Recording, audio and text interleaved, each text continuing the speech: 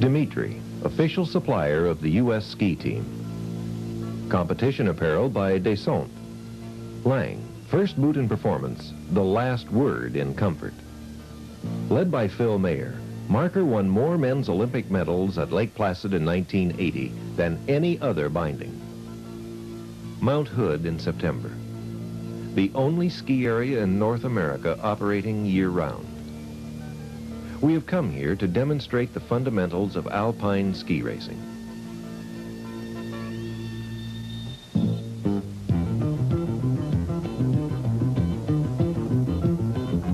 Ski racers always make it look very easy. Terrain change, different rhythm, and confusing gait combinations are mastered without any difficulties. What makes it look so easy, however, has hundreds and hundreds of practice hours and training burden behind it. A ski racer has to react quickly and spontaneously in a race. He does not have time to think about the actions he is doing or is planning to do. His technical abilities have to be available at the requested time and situation automatically.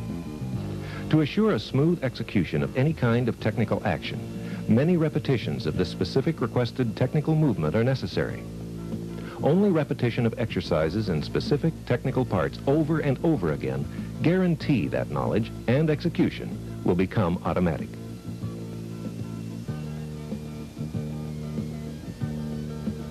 In a race situation, technical skiing is combined with tactical requests. The combination of the kind of turn which has to be executed at a specific gait makes the recall of the proper action even more difficult. Race actions, therefore, have to be simulated and trained in repetitive forms and have to be a main part of the training.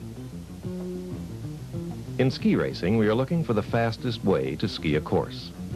Physics tells us that the fastest way to get from point A to point B is a straight line. In alpine skiing and racing, we deal, as in every other race-type sport, with forces existing inside and outside of our body. These forces are natural facts and have essential influence on what we do. If a ski racer skis straight down the mountain, he has to deal with the following forces: gravity, body weight, air friction, and snow friction. Gravity is responsible for staying on the snow because of body weight and G-force, getting effectively perpendicular to the snow. Body weight acts also in skiing direction and is responsible for acceleration and speed. Air and snow friction work against gravitational forces. Air friction is built up by the surface of the skier's body and the air which has to meet the body. Snow friction builds up underneath the skis and is dependent on body weight, snow constitution, and slope grade. If air and snow friction forces are equal to the force of gravity, then we have constant speed. If air and snow friction are larger than the force of gravity, the skier slows down. If air and snow friction are smaller than the force of gravity, then a skier accelerates, goes faster. In turns, additional forces include centrifugal force and centripetal force. Centrifugal forces pull a skier to the outside of a turn. Centripetal forces act in the opposite to the centrifugal forces, to the inside of a turn. If centrifugal forces are greater, then a skier gets pulled to the outside of a turn. If centripetal forces are greater, the skier is pulled to the inside of a turn. Faster turns allow more leaning in than slower turns. In tighter turns, we angulate more in order to keep the body in balance and the turn on line. Basically, there are only two different types of turns: long turns and short turns. Long turns have a big direction change and move far away from the fall line. Short turns have a small direction change and stay close to the fall line.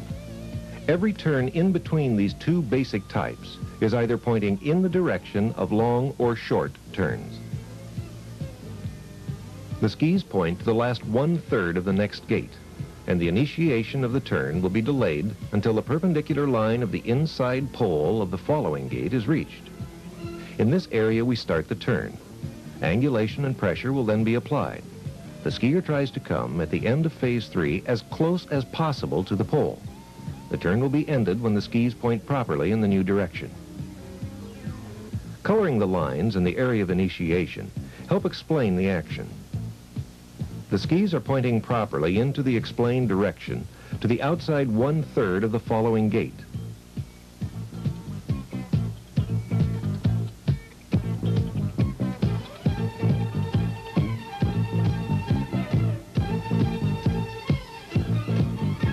A long turn starts at the crossing area of ski direction and perpendicular line of the inside pole.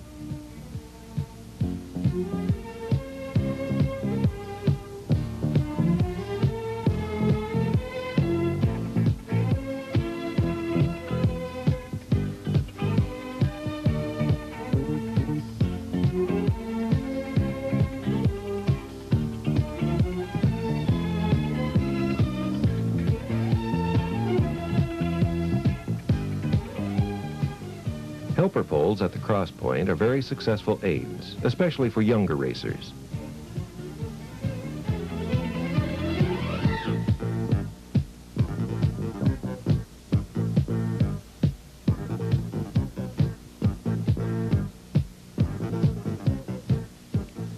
If turns move closer to the fall line, the skis must be lined up differently. If there is a turn between a long and a short one, the skis point toward the midpoint of the following gate. The start of the turn is again delayed until we reach the area around the cross point of direction of the skis and perpendicular line of the inside pole of the next gate.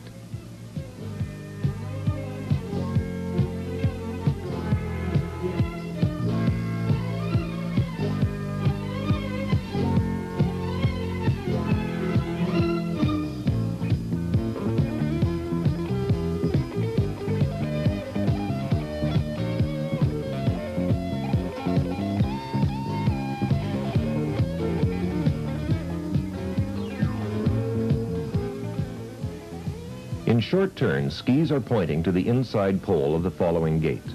The actual turning action is delayed until the tips of the skis have passed the inside pole. The turn will be executed through a short and violent edge set or through a step action. The skier is able to execute this type of turn with a stable, upright upper body and laterally quick-moving legs. The demonstrator turning his skis too much.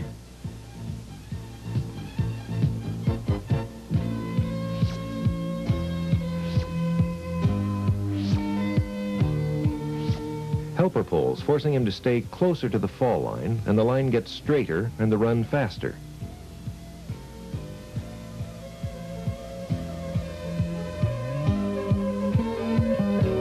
It is clear to see how late the turning action starts. The ski tips have passed the inside pole before any stepping or turning begins. The line between the gates is as straight as possible.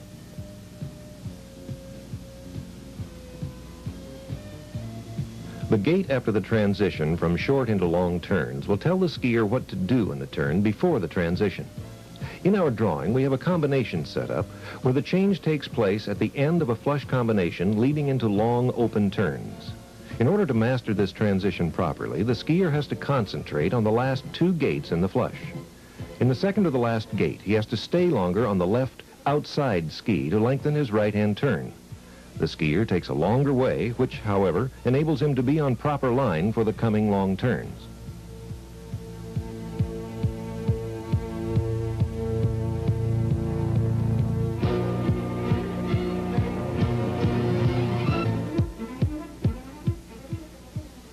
Stephen demonstrates how he lengthens the right-hand turn by pressurizing the left outside ski longer.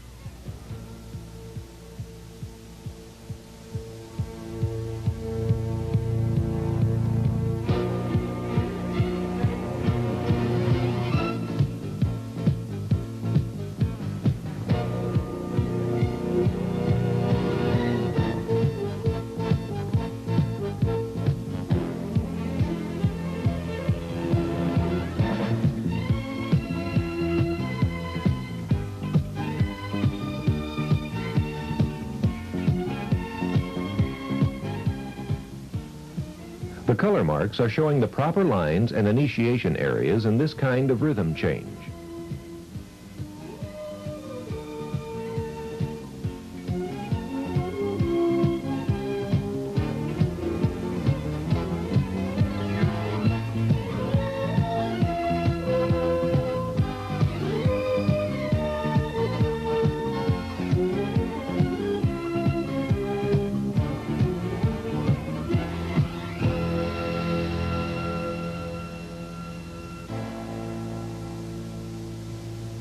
long into short turns. The first gate after the transition will tell the skier what to do and how to react one gate before the transition in order to execute the change perfectly. In the example we have drawn, you will see that at the second to the last long gate, the skier is not aiming for the outside 1/3 of the gate. He already is shortening this turn, and his skis are pointing to the inside 1/3 of the next gate. This gate is where the transition actually occurs and is taken with the principles of a short turn.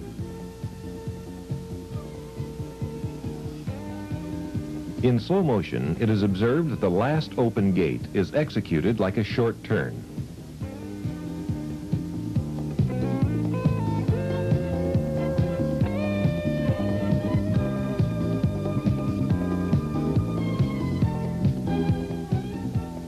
You can see how much straighter the line becomes and how the step action at the beginning of the turn tightens up the turning action.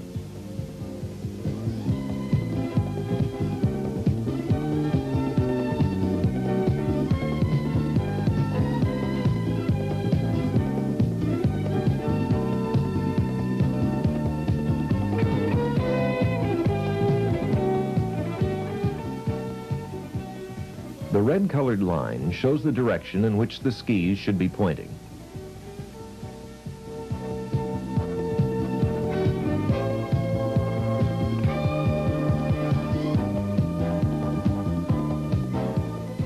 The yellow line indicates the wrong direction.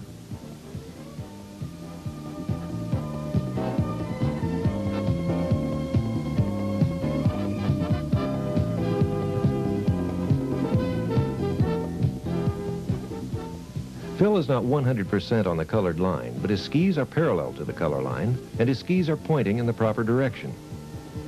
Again, the same tactical principles are valid for giant slalom gates. These are the main tactical actions we have discussed. There are more drill forms to practice in order to learn technical and tactical movements in detail. Every drill, however, is somehow related with one of the 4 shown and discussed basic tactical actions. Gate drills through transitions and over ridges have to be executed with smooth body movements and properly lined up skis. Before the ridge, the skier must make sure that his skis are pointing in the correct direction and the turn has been completed.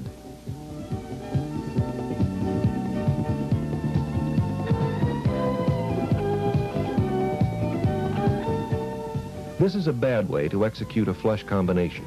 With the help of some helper poles, the run becomes faster.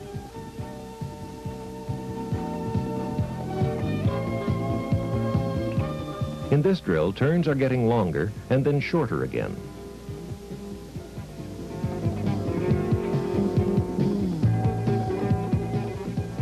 Gates set in a traverse with long turns to one side and short turns to the other side are very important drills.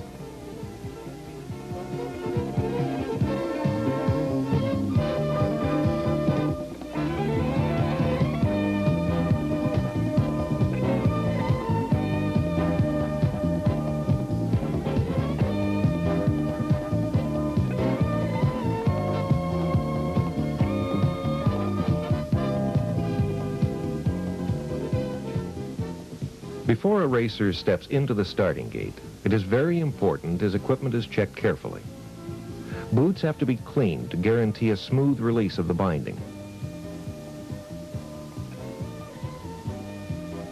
Bindings have to be adjusted and checked.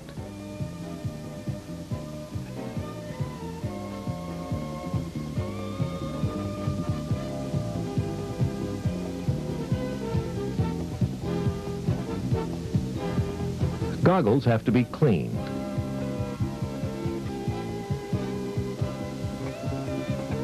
And ski bases and edges must be inspected.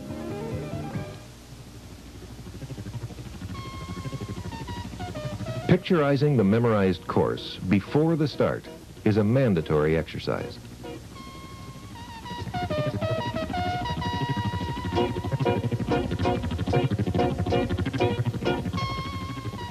The start is basically a delaying action.